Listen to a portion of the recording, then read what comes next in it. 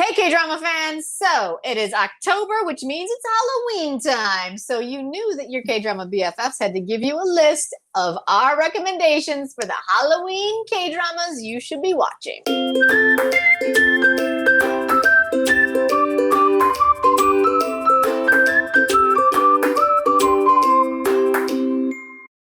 Welcome. You have found the most fun K-drama hangout on YouTube. This is the K-drama copy klatch. If you want to skip around and maybe you've seen some of the shows before and maybe you want to check out the ones you haven't, use the timestamps below so you can go to the show that you're interested in. Yes.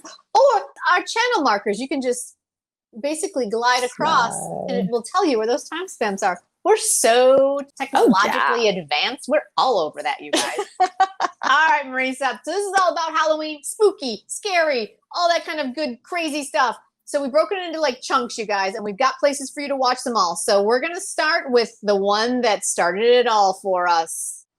The Master's Son. Yes. Oh. Dun, dun, dun. So good. Right? It had everything. It was Hong Sisters. It was Soji Sub. It was Young Hyo Jin. It was So In-guk when he was like 12. Not really, but he looked 12. Kim Mi-kyung as like a badass Ajima again. I mean, it was so good. And then Ghosts. I watched this. So many ghosts. I watched this drama when I didn't know who any of those people were. Exactly, right? I had no idea. And it was like, oh, this show is so amazing because it was like the effects are so good. So good. Korean filmmakers and TV directors do scary ghosts so well. Makeup artists are amazing. Right. Holy cow. Special effects. Right. Fantastic. So why do we recommend this one? Not only is it the Hong Sisters and the cast we just mentioned, but essentially it is a woman played by Gong Hyo Jin who is Tae Gong Sil. She can see ghosts and they terrify her. But the only time she doesn't see ghosts is when she, of course, is with Soji Sub's Ju Jong-won. Every time she touches him, they disappear. Obviously, we all know where this goes. And it was so freaking satisfying every step of the way, right? Yes. So you have him as this chaebol with this ridiculous wardrobe, right? No socks look. Oh my god! And the cravats. The cravats, yes. Oh my god, this is amazing. Like a multicolored cravats, yes. But when Gong Hyo Jin is possessed by ghosts, you just see the range of talent. You understand why she's such a superstar. Exactly. That night she spent in his place where she's just getting possessed by a series of ghosts. It's K-drama gold. Exactly. It's K-drama gold. So guys, it's got the romance, it's got the spooky, it's got the comedy, it's got it all. It's perfect for a Halloween binge. So get on that one for sure. And because this is just a Hong Sisters 1-2 punch, and these are both available on VIKI, so you can check them both out there. And so they're already subbed, so a binge is in your future. Hotel de Luna, ladies and gentlemen. Hotel de Luna. Oh, this is, in my opinion, reason we said this when we were watching it. It was like all the best of the Hong Sisters rolled into one show. It was perfection. I wrote it down. You called it like this cauldron of K-drama goodness. Right, yes. It was just a cauldron. It's all the things we like. It's got the ghosts. It's got the romance. It's got the past lives. It's got the strong woman, who is in charge of her own domain. It's a Nuna romance. It's everything. It's just everything. It was just everything. A Nuna romance, right? Because she's 1,300 years old. Exactly. This show, everything. This show was good. Perfection, and it's so perfect for Halloween time because some of the ghosts are really freaking scary. Yes, locked up in their not locked. Well, some of them are locked up in their different hotel rooms, right? But it's beautiful storytelling, and this show is gorgeous. Mm-hmm. And then you've got our cast. You've got IU as our lead, as a badass, like hotel manager, not really sure, but that is Manuel. You got Yo Jin-gu, who y'all know is one of our favorites because after watching The Crown Clown, please, amazing. And he plays Go Chung-sung, who is now who then manages the hotel because he's the human that can manage it for all the ghosts so they can pay their taxes. I was a little hazy on that, but who cares? It worked, right? Oh, you've got our Grim Reaper, who we've loved forever, Kang Hong-suk. And then you've got Ma-go, who was God times what? Did we get to 12. 7, I think? 12? It was, yeah. She was so fantastic and fantastical, and that's played by So Yi-suk. God, it was just an amazing cast. It was amazing storytelling. It was scary. It was ghost. It was Hong Sisters goodness. It really was. You've got, very kind of typical K-drama. You've got these kind of groups of people. So you have the hotel workers who are all dead. They're all trying to get to the afterlife, or maybe just hanging out in the hotel for a few centuries. Trying to work through some shit. Yeah. and then you've got the group of friends around Go Chung-sung. But the stories, it's just so beautifully rendered, and so beautifully rendered. And then there was, so you had ghost stories every episode or every 2 episodes, but then you have this overarching story of Manuel and what she lived through, and the flashbacks to the historical era and different historical eras. Yeah, as she gathered her merry crew of hotel workers. But it's just perfect. It's exactly perfect. That's really all that needs to be said about it.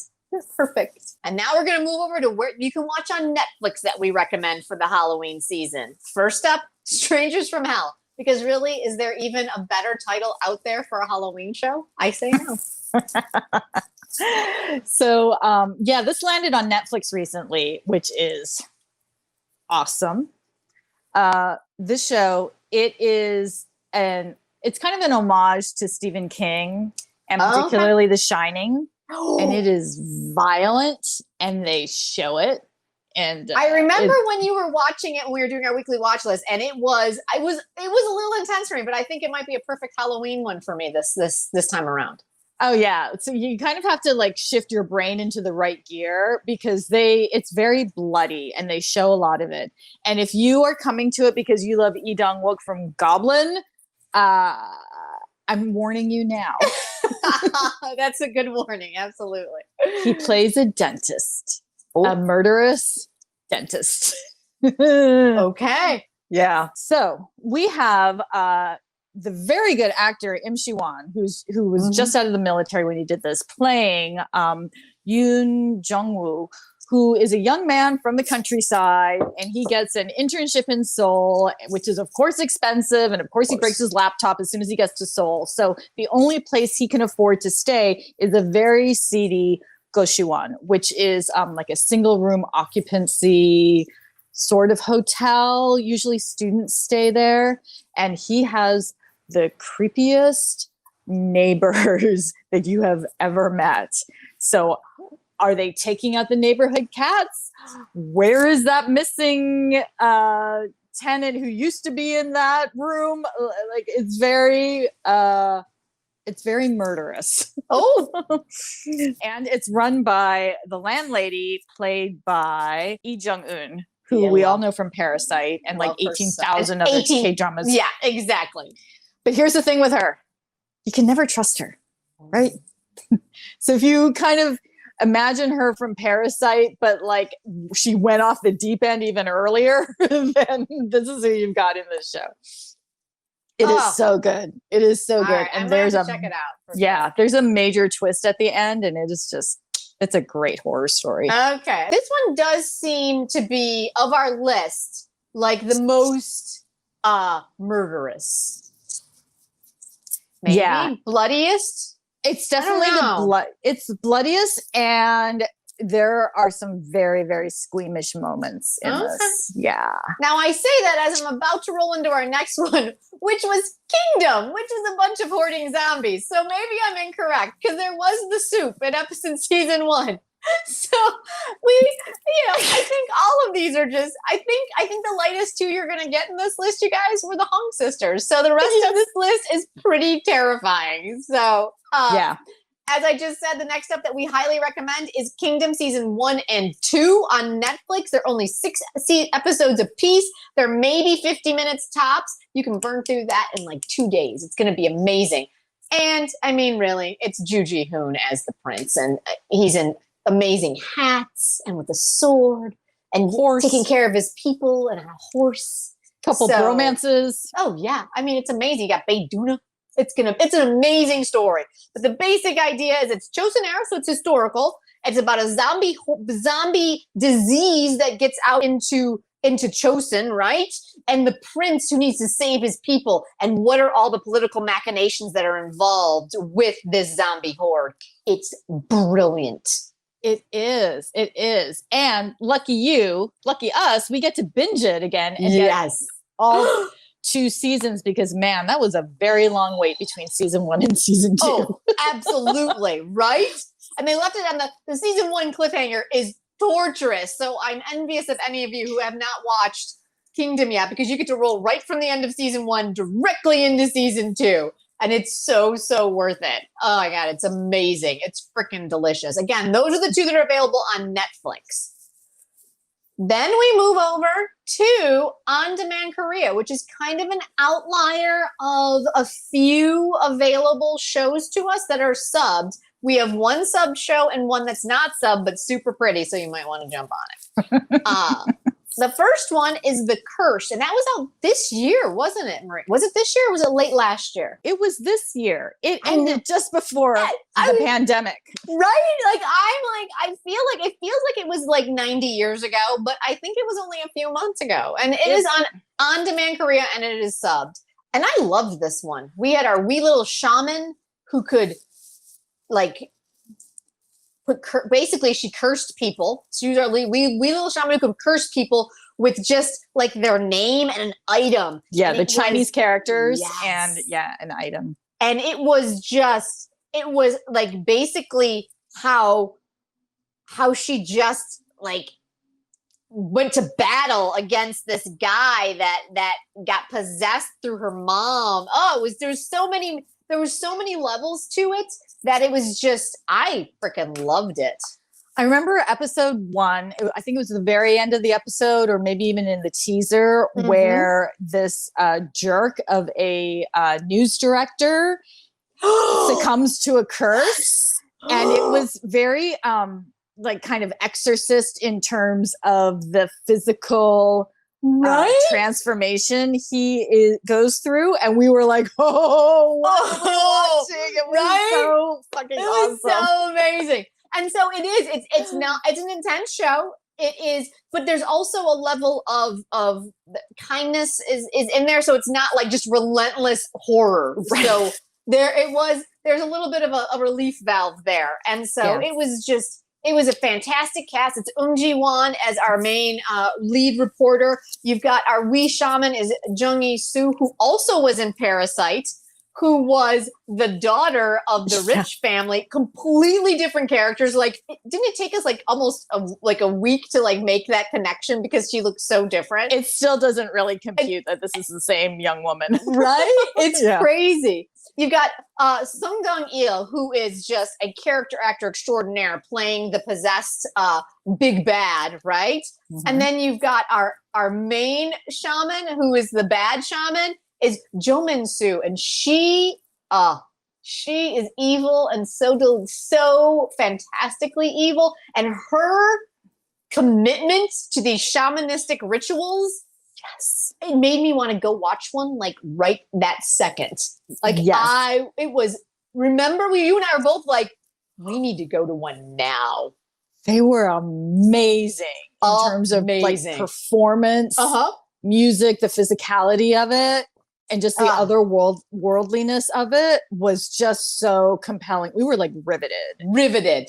Yeah. So this is some freakishly good storytelling, some freakishly good Halloween horror stuff, and just a highly recommend this one for sure. It's only 12 episodes. It's available on On-Demand Korea. And I do believe On-Demand Korea has a free option. You just have to watch a few commercials. So you're all good to go there. And one final thing with Curse. Not only do we have a sequel like teed up and ready, y'all, this was written by the guy who did Train to Busan, Peninsula. And so he knows zombies and he knows horror. His name is Young Sang-ho.